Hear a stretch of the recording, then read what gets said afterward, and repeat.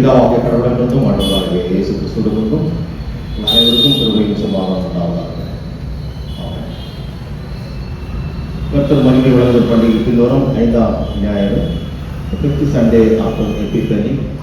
இந்த நாளிலே கர்த்தருடைய வார்த்தையை தியானித்து தெரிந்து கொள்ளப்பட்ட வேறு பகுதி, அது பழைய ஏற்பாட்டிலே சற்று நேரத்துக்கு முன்பதாக வாசித்து கேட்ட ஏசாயா தீர்க்கதரிசன புத்தகம் 6ஆம் அதிகாரம் வசனங்கள் 1 முதல் 8 வரை அடங்கியிருக்கிற பகுதி இருக்கிற நாம் வாசித்திருக்கிறோம். இதற்கு ஒரு தலைப்பாக தெரிந்து கொண்ட தலைப்பு, ஏசாயாவின் திட நம்பிக்கையும் சுத்திகரிப்போம் மற்றும் கடவுளின் அழைப்போம். ஐசாயாஸ் கன்விக்ஷன், கிளென்சிங் அண்ட் கால். ஆண்டவரை நோக்கி வேண்டுதல் செய்வோம். என் கண்மலையும் என் மீட்புறமாகிய கர்த்தாவே, என்னுடைய வாயின் வார்த்தைகளும் என்னுடைய இருதயத்தின் தியானமும் உங்களுடைய சமூகத்தில் எப்பொழுதும் பிரிக்க கிடவது. ஆமென்.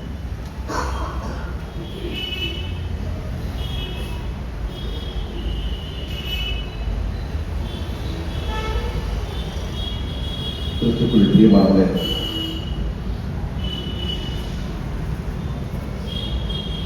இந்த பிரசங்க பகுதியானது ஒரு இக்கட்டான ஒரு சூழ்நிலையில நாடு சென்று கொண்டிருந்த போது அதன் மத்தியிலே ஜனங்கள் மற்றும் ஆட்சியாளர்கள் அவர்களுக்கு வரப்போகின்ற ஒரு ஆபத்து, இதை கடவுள் ஒருவரை அழைத்து உணர்த்த வேண்டும். அது அவரால் தெரிந்து கொள்ளப்பட்ட அந்த ஒரு மனுஷன் யார் என்றால் இங்கே நாம் பார்க்கிற ஏசாயா தீர்க்கதரிசி தான். ஸோ ஏசாயா தீர்க்கதரிசன புஸ்தகம் 6ஆம் அதிகாரம் 1-8 வரைக்கும் பார்க்கிற போது, it describes a time of political crisis in Israel. பல வருடம் உயிரோடு வாழ்ந்த உசியா ராஜா 52 வருட காலம் அவர் ஆட்சியிலே இருந்தார். நல்ல பெயர் எடுத்தார், கடவுளுக்கு பிரியமாயும் நடந்தார். ஒரு நல்ல பெயர் எடுத்தது மாத்திரமல்ல, பல இடங்களில் போய் அவர் வென்று தன்னுடைய அதாவது நிலப்பரப்பை அதிகப்படுத்தினார். பெரிய ராஜாவாக வலம் வந்தார். எல்லாரும் மெச்சிக்கொள்ளத்தக்கதான ஒரு ஆட்சியை புரிந்தார். அது மாத்திரமல்ல, கடவுளுக்கு பிரியமாயும் நடந்தார். அது மிக முக்கியமான ஒரு காரியம். ஆனால் அவருக்கும் நோய் வந்து அவர் மரித்தார். எப்பேற்பட்ட சூழ்நிலையிலே அவருக்கு நோய் வந்தது என்று பார்க்கின்ற போது, அவர் செய்த எல்லா நல்ல காரியங்களையும் கடவுள் ஆதரித்தார். அதே நேரத்தில் செய்யக்கூடாத காரியத்தை கடவுள் வெறுக்கிறார். இங்கே நாம் பார்க்கின்ற போது 2 நாளாகமும் 26ஆம் அதிகாரம் 16 28 21 வசனம் வரைக்கும் நாம் பார்க்கின்ற போது அங்கே ஒரு முக்கியமான ஒரு சம்பவம் நடக்கிறது.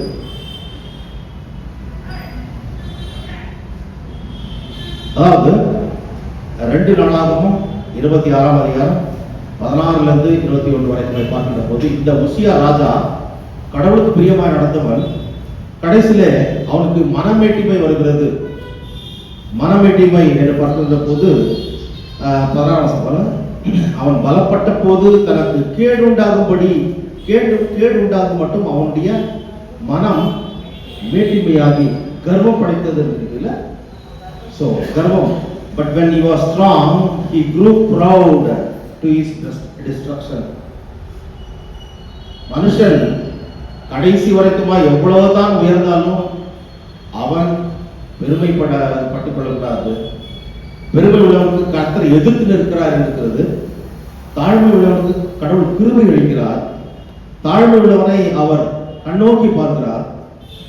பெருமை உள்ளவனை தூரத்திலிருந்தே அறிகிறார். So God will keep a proud person or a man of pride, இல்லையா? He will keep him distance, இல்லையா?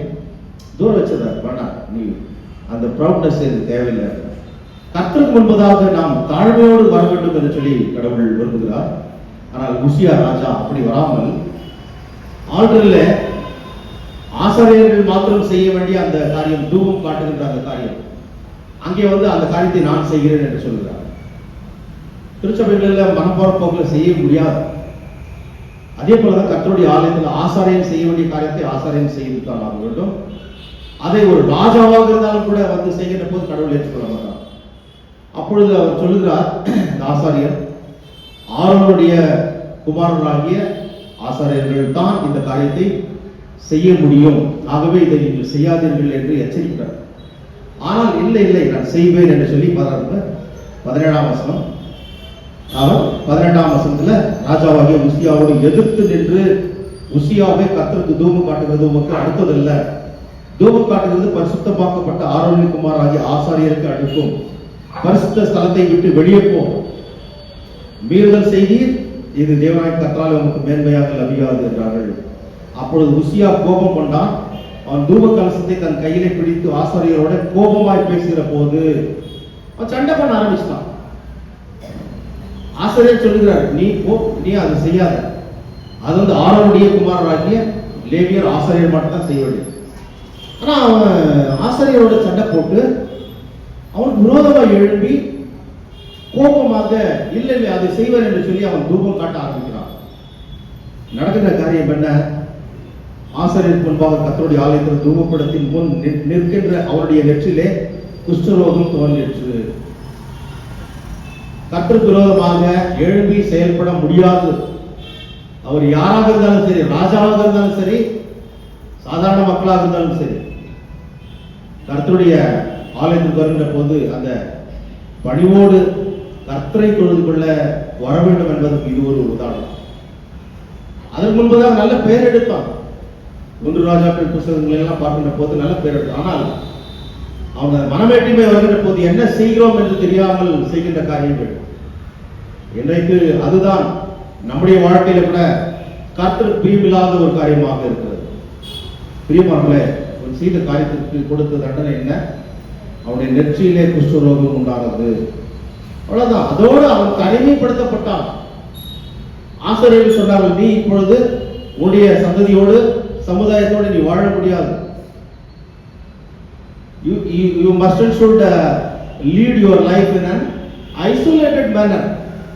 அதைத்தான் 21ஆம் வசனத்தில் பாருங்க, ராஜாவாகி உசியா தன் மரண நாள் மட்டும் குஷ்டரோகியா இருந்து கர்த்தருடைய ஆலயத்தில் புறமாக்கப்பட்டபடியினால் ஒரு தனித்த வீட்டிலே குஷ்டரோகியா வாசம் பண்ணினான். அவன் குமாரனாகி யோதாம் ராஜாவின் அரண்மனை சாரிப்பாங்க. சோ இங்க இந்த பிரசங்க பகுதியில பார்க்கிற போது உசியா ராஜா மரணமடைந்த வருஷத்தில் என்று இருக்கிறது. இதற்காக தான் இவ்வளவு விஷயம் சொன்ன. இவனுடைய மகன் ஜோதாம் இல்லையா, அவன் இந்த 22ஆம் வசனத்துல பாருங்கள், யோதாம் என்று சொல்லி அவன் 15 வருடம், அதாவது 15 வருடம் இணை ஆட்சி காலம். அவனுடைய தகப்பன் உருவெடுக்கிறான், இன்னும் ஆட்சி மாறல. ஆனா இவர் தான், அதாவது அவர் வந்து ஸ்லீப்பிங் பார்ட்னர் சொல்லலாம்ல, அவரால் செயல்பட முடியல, ஒதுக்குப்புறமா தள்ளி வைக்கப்பட்டிருக்கிறார். அவருடைய மகன் யோதாம் 15 வருடம் இந்த ஒரு ஆட்சி செய்கிறார் யூதாவை. கோ ரிஜென்சி பீரியட் என்று சொல்லி இதற்கு பெயர்.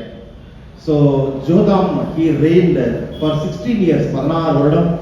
இந்த ஒரு நேரத்துல தான் ஒரு பெரிய ஒரு பூகம்பம் போன்ற ஒரு நிலைமை ஏற்படுகிறது. ஒரு பெரிய பிரச்சனை, சண்டை. அசிரிய அதாவது ஆட்சி என்பது அந்த காலத்துல மிக பிரசித்தமாக இருந்தது. அசிரிய என்று சொல்லும்போது அசிரியர்கள் தான் இன்றைக்கு கூட உலகம் முழுவதும் 60 லட்சம் பேர் இருக்கிறார்கள். அந்த அசிரியர்கள் பேசினது தான் அரமைக் பாஷை. அதைத்தான் ஆண்டவராகிய இயேசு கிறிஸ்து பேசினார். அந்த அசிரிய எங்க இருந்தது என்றால் மெசொப்பொட்டேமியா, அதாவது 2 நதிகளின் மத்தியில் இருக்கின்ற அந்த இடம். அங்கே பார்க்கிற போது இன்றைக்கு இருக்கின்ற ஈராக்கில ஒரு பகுதி, ஈரானில ஒரு பகுதி, குவைத்தில ஒரு பகுதி, சீரியாவில ஒரு பகுதி, அடுத்து டர்க்கி துருக்கியில ஒரு பகுதி. இவ்வளவு இடம். அப்ப எவ்வளவு பெரிய இடத்தை ஆண்டிருப்பாங்க ஜெகஸ்பர். அவர்கள் பக்கத்தில் இருக்கின்ற யூதாவை முற்றுகையிட்டு அதை பிடித்துக் கொள்ள வேண்டும் என்று சொல்லி அவர்கள் திட்டமிட்டு வந்தார்கள். அவர்களோடு ஒன்று சேர்ந்தவர்கள் யார் என்று பார்க்கின்ற போது சீரியா, இஸ்ரேல் அவர்களோடு கூட சேர்ந்து யூதாவை எப்படியாவது பிடிக்க வேண்டும் என்று சொல்லி இந்த திட்டத்தை தீட்டினார்கள். அது 2 ராஜாக்கள் 15:37 எழுதப்பட்டிருக்கிறது. வீட்டில் போய் படித்துக் கொள்ளுங்கள். இந்த சூழ்நிலையில, இப்பேற்பட்ட ஒரு சூழ்நிலை தான் அசீரியர் தன்னுடைய எல்லையை விட்டு அதை பெரிதுபடுத்த வேண்டும் என்று சொல்லி அந்த பக்கத்து நாடான யூதாவுடைய ராஜா தான் இந்த உசியா. அன்றைக்கு ஒருங்கிணைந்து பிறகு பிரிக்கப்பட்ட இந்த ஒரு சூழ்நிலையில அவர்கள் ஆட்சி புரிந்து கொண்டிருக்கிறார்கள்.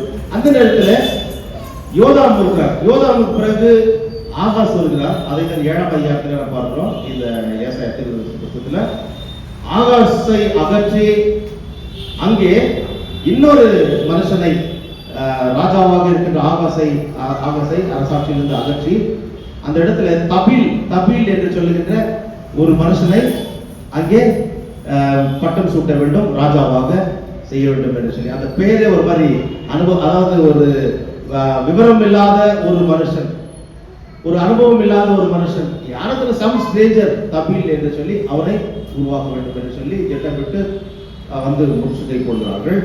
இப்பேற்பட்ட ஒரு சூழ்நிலையில தான் கடவுள் காட்சி கொடுக்கிறார். எவ்வளவு பெரிய விஷயம் இருக்குல்ல இந்த கான்டெக்ஸ்ட் பாத்தீங்களா?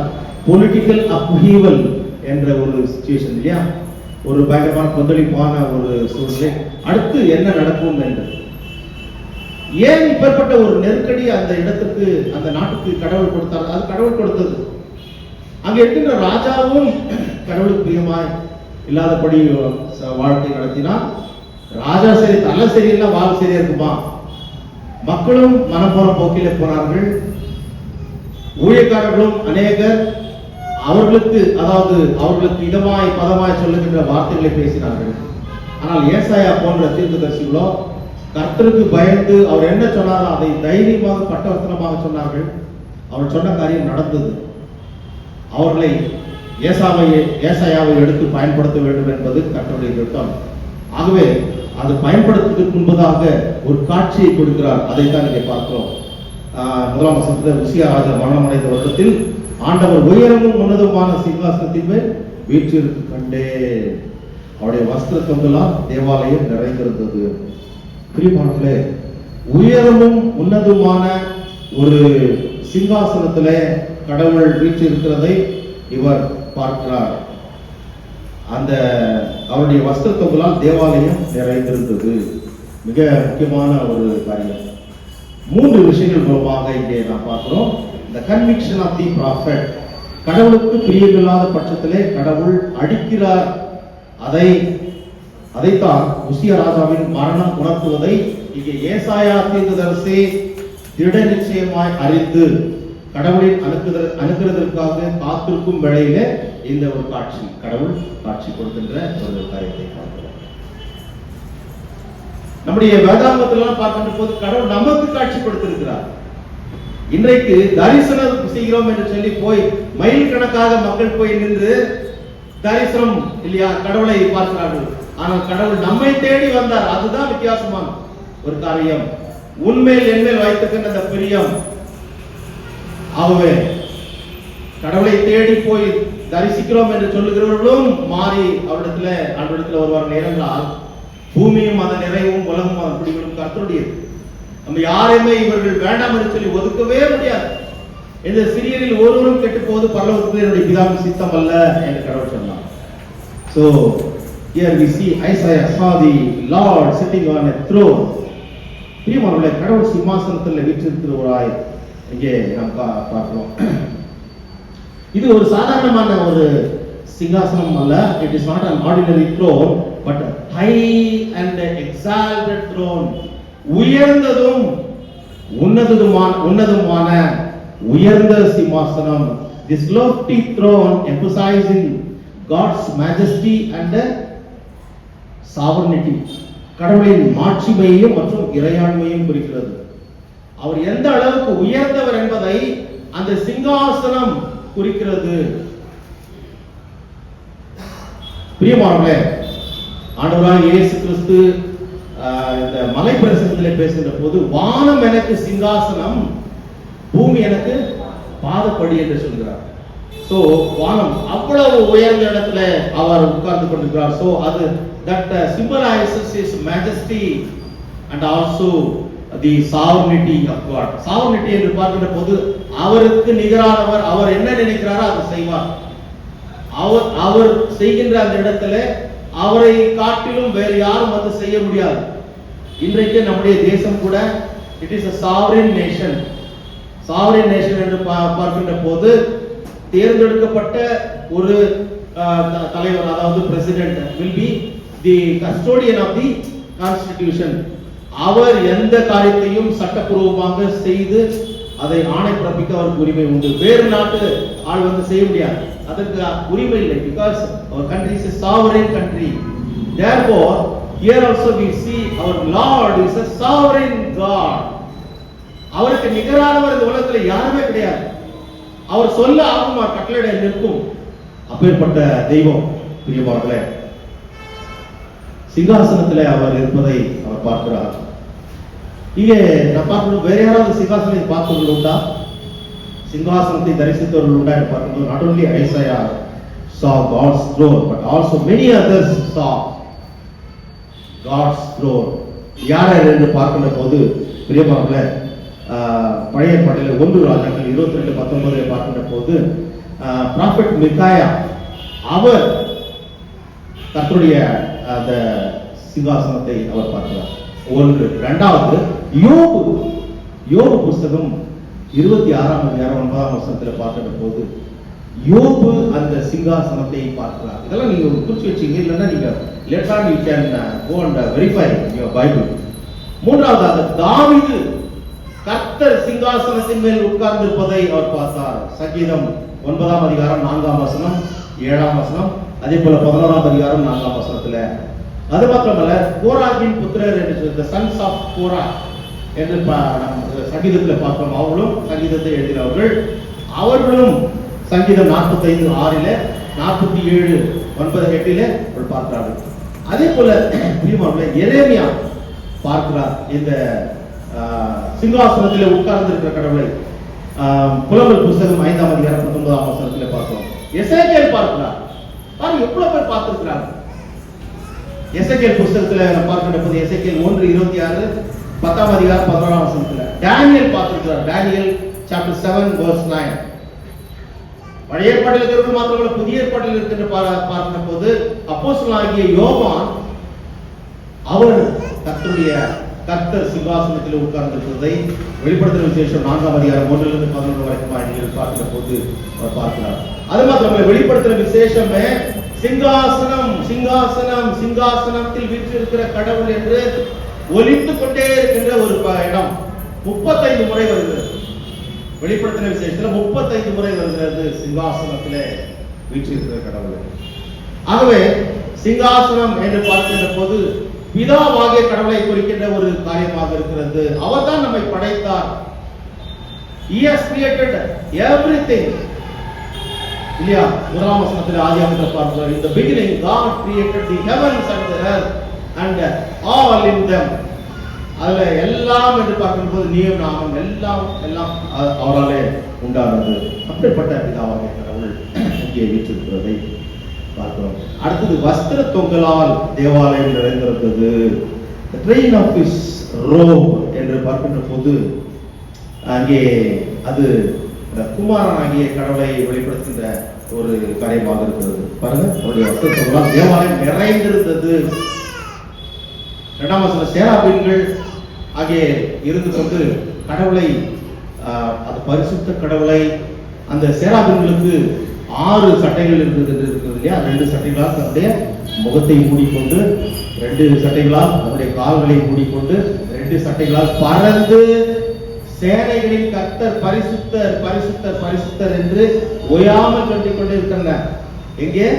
கர்த்தருடைய சன்னிதானத்திலே அவர் முன்பாக அவரை பார்த்தல்ல, இந்த சேராபீன்கள் ஒன்றை ஒன்று பார்த்து, ஏனென்றால் அவரை பார்க்க கூட முடியாதபடிக்கு அவ்வளவு பரிசுத்தமானவர்.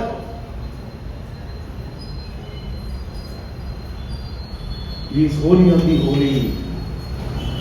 பரிசுத்தர், எல்லா பரிசுத்தரை காட்டிலும் பரிசுத்தர். இந்த உலகத்தில் பரிசுத்தர் என்பது யாருமே கிடையாது, எல்லாம் பாவிகள். ஆனால் கடவுள் மாத்திரமே பரிசுத்தர். ஒரு சூரியனை நாம் பார்க்க முடியுமா? முடியாது. அப்பேற்பட்ட ஒரு ஒரு சூரியன் அவரால் படைக்கப்பட்டது என்றால் படைத்த தெய்வத்தை பார்க்க முடியுமா? முடியாது. ஆகவேதான் இங்கே அந்த சேராபின் சேராப் என்று பார்க்கின்ற போது எபிரேய வார்த்தையில சேராப்னாக்கா நெருப்பு என்று சொல்லி, எரிகின்ற நெருப்பு. அப்போ அந்த தேவதூதர்கள் எரிகின்ற நெருப்பாக அவர்கள், அது எப்படி அது ரிசம்பிள் ஆகுதுன்னா, ஒரு இந்த பர்னிங் கோல் பார்த்துட்டீங்களா? இப்போ அது போட்டாக்க வந்து அவ்வளோ லேசில் அது அமையாது. தண்ணி ஊற்றுறவங்க சரியா, அது ரொம்ப லேட்டாக தான். அதே நேரத்தில் அது கருப்பும் உள்ள அப்படியே சவந்து இருக்கிறது எனக்கு தெரியும். ஷைனிங் ஆகும், கொஞ்சம் மேலே காற்று அடிச்சோன்னா ஷைனிங் ஆகும். இவர்களுடைய தோற்றமும் அப்படிதான் இருந்தது. அது மாத்திரமல்ல, அவர்கள் அந்த வெளிச்சம், அவர்கள் பிரகாசிக்கிற அந்த நெருப்பிலிருந்து மின்னல் போனது என்று சொல்லி, மின்னல் போனது. இவருடைய தோற்றம் எப்படி இருப்பாங்க? சோ சேராபீன்கள் அவருக்கு முன்பாக இருந்து அந்த பரிசுத்த தெய்வத்தை தொழுது கொண்டிருந்தார்கள். பரிசுத்த பரிசுத்த பரிசுத்தர் என்று ஏன் 3 முறை சொன்னார்கள் என்றால், அங்கே நாம் பார்க்கின்ற போது அந்த திருத்துவ தெய்வத்தினுடைய தன்மையை நாம் இங்கே நாம் பார்க்க முடிகிறது. பரிசுத்த தெய்வத்தை, பரிசுத்த தெய்வம் அவர் திரியேக கடவுளாக இருக்கிறார் என்பதை நாம் பார்க்கிறோம்.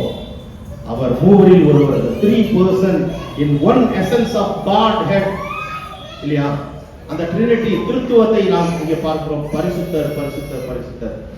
அடுத்ததாக நாம் பார்க்கின்ற போது பிரியமானவர்களே, இதே செராபின்கள் இந்த நெருப்பு என்று நாம் பார்க்கின்ற போது, அடுத்ததாக இந்த 3ஆம் வசனத்திலே நாம் பார்க்கின்ற போது சேனைகளின் கர்த்தர் பரிசுத்தர் என்று சொல்லி சொல்றார்.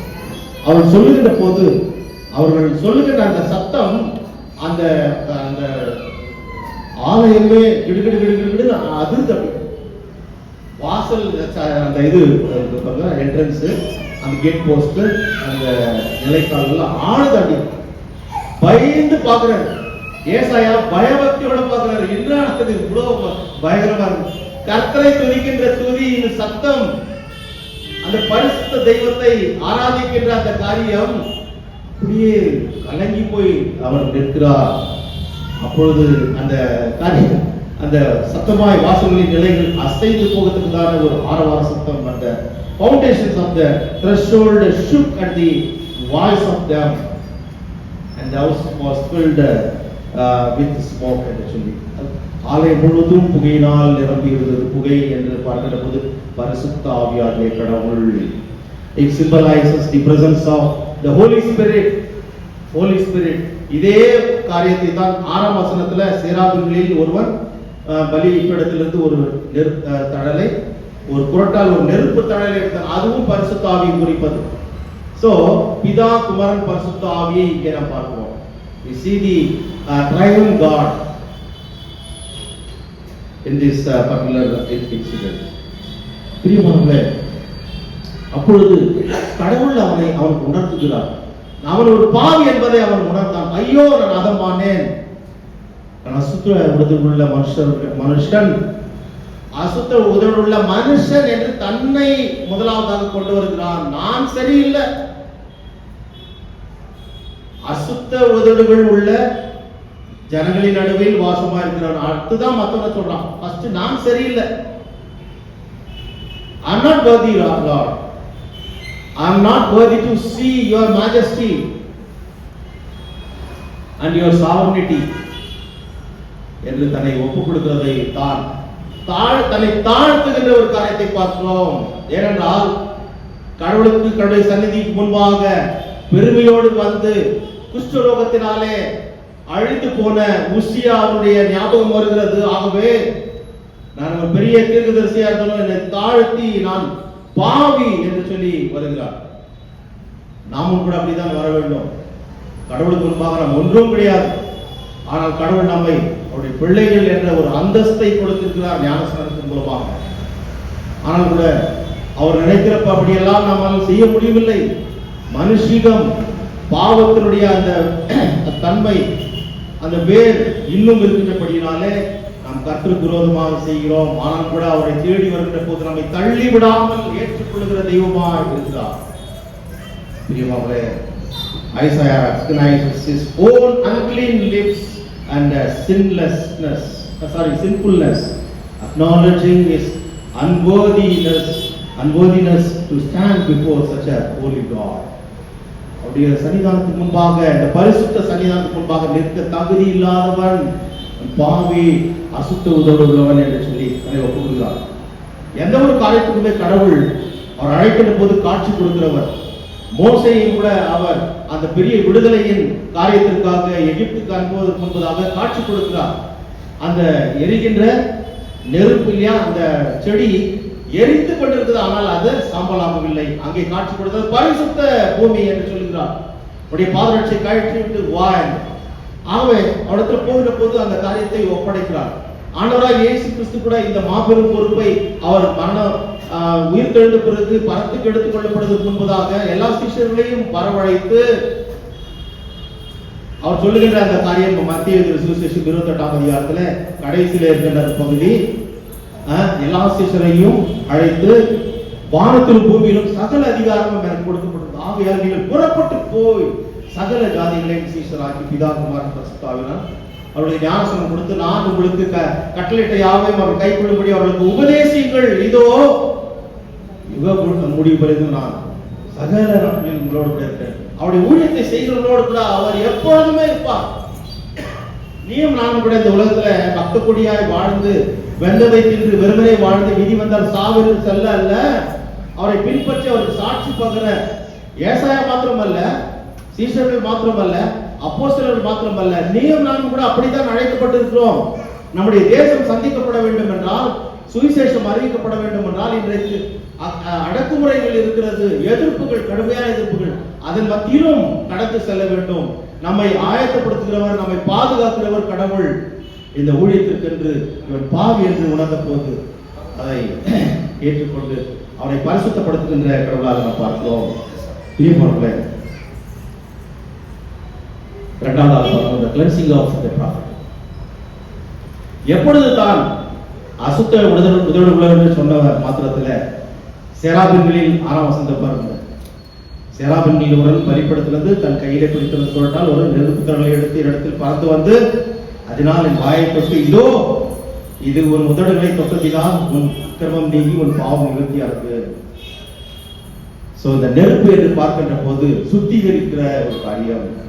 So it cleanses us, it sanctifies us. தங்கம் கூட இல்லையா, பொன் நகை அது நெருப்பினால் போடப்பட்டு அது புடமிடப்படுகிறது. அதன் பிறகு அது பளபளப்பாகிறது. நீ உன்னையும் என்னையும் கூட கடவுள் உபத்திரத்தின் குகையிலிருந்து தெரிந்து கொண்டார் என்றால், உன் மூலமாக அவருடைய நாம மகிமைக்காக இந்த காரியத்தை அவர் அனுமதிக்கிறார். இங்கே ஏசாயாவை அவர் சுத்திகரித்து அவருடைய ஊழியத்திற்கென்று ஆயத்தப்படுத்துகிறார். ஆயத்தப்படுத்தின பிறகு கூட நடக்கின்ற ஒரு காரியம் என்ன பிரியமானவர்களே? So a burning coal from the altar cleanses Isaiah's lips. ஏனென்றால் இந்த அக்னி என்று பார்க்கின்ற போது கடவுளே ஒரு பட்சிக்கிற அக்னி இல்லையா? Jehovah who is a consuming fire. இன்றைக்கு உன்னை மண்ணையும் சுத்திகரிக்க அவரால் மாத்திரம் முடியும். அப்பேற்பட்ட பரிசுத்தம் உள்ள கடவுளத்துல நாம் தஞ்சம் அடைய வேண்டும். அப்பொழுதுதான் அவர் நம்மை எடுத்து பயன்படுத்துவார். சாதாரணமான மக்களை எடுத்து அசாதாரணமான காரியத்தை செய்தார். ஆதி அப்போஸ்தலர்கள், சீஷர்கள் கர்த்தரை குறித்து பலமாய் சாட்சி பகர்ந்தார்கள். டைனமைட்ஸ் போல அவர்களுக்கு டுனாமிஸ் என்று பெயர் வைத்தார்கள். கிரேக்க வார்த்தையில் டுனாமிஸ் என்றால் பவர்ஃபுல் என்ற அர்த்தம். டைனமைட் என்றது எவ்வளவு பவர்ஃபுல் இல்லையா? வெடித்து சிதறக்கூடியது, ஒரு பாறையை வெடித்து தூள் தூளாக்கக்கூடியது.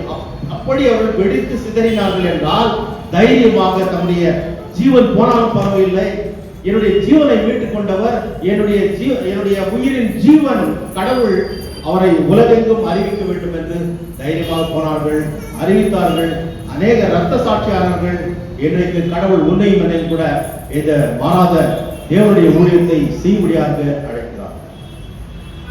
பிரியமாக கடைசியாக பார்க்கிற போது இந்த கமிஷன் ஆஃப் தி ப்ராஃபட் சுத்திகரித்த பிறகு அவர் இப்போ என்று அவர் சொல்லவில்லை. கடவுளுடைய அங்கலாய்ப்பின் குரலை அங்கே ஏசாயா கேட்கிறார். 8ஆம் வசனத்தை பாருங்கள்.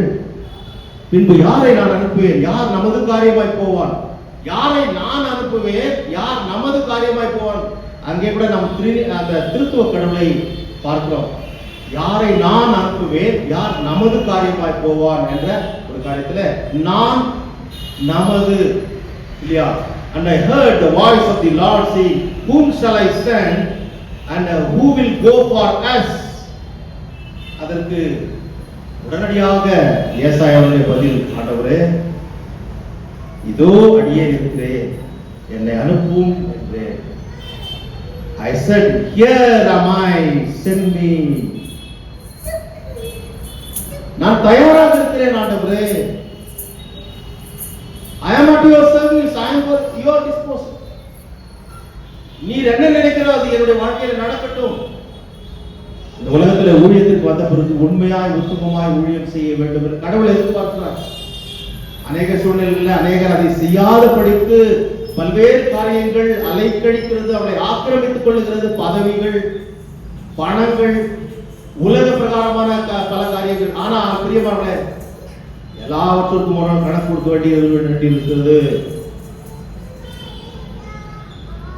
கர்த்தருக்கு பிரியமாய் நடந்து கொள்ள வேண்டும்.